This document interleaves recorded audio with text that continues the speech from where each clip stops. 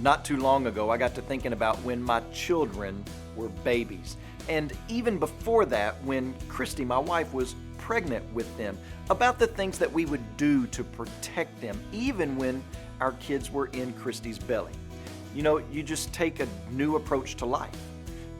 You stop drinking Cokes. You start reading up on magazines and books about the baby's health. You read to your baby in the womb. You put headphones on your wife's belly and you turn up the classical music because it's supposed to make them smarter. Most people go to great lengths to protect their unborn babies. And that's what we're going to see in our text today. We're going to see God go through some pretty dramatic lengths in order to protect his promise of a king. But the protection is going to look a little different than what other parents might do. So Matthew tells us that Joseph and Mary were betrothed. Betrothal is more serious than our current engagement period. These two were essentially married, but they hadn't started living together yet. And during this time, somehow, Joseph found out that Mary was pregnant. We don't know if anyone else knew about Mary's pregnancy. We know that her cousin Elizabeth knew, but that may have been all. Mary stayed with her for about 3 months, and perhaps when she came back, it was undeniable that she was pregnant.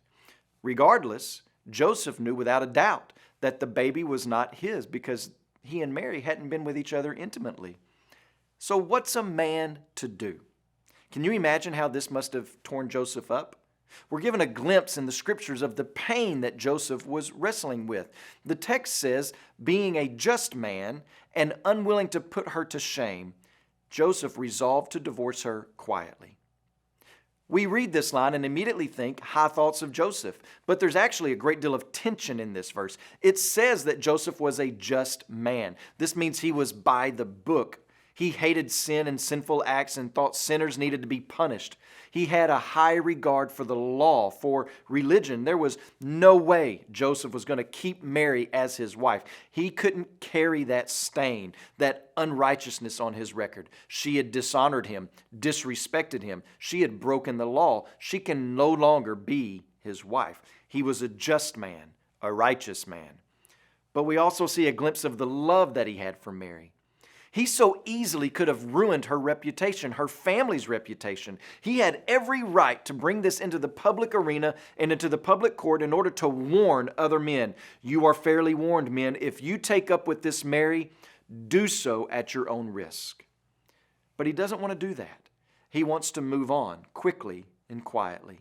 And instead of exposing her supposed adultery as the reason for the divorce, he'll just write her a certificate of divorce, which will bring no shame on Mary. And so as he's going through his options once again, perhaps even as he's putting pen to page to write her a certificate of divorce, an angel appears and convinces Joseph that something greater than himself and greater than his marriage is taking place. God is using Mary to bring his Savior, the King, into the world. God protects his promise from sin's stain and from a spouse's sabotage. This is what Matthew wants us to see. But why? Why does God protect his promise from sin and sabotage? And why does it make us any difference?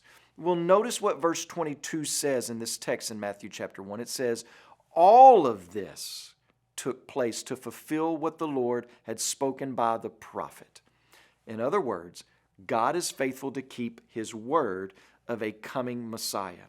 He did that, and he will be faithful whenever he tells us that this Messiah is going to return for the second time. As you pray today, please remember our creative access missionaries in China. And also remember the Kron Western Lifeword broadcast that's heard on the Ivory Coast and Liberia.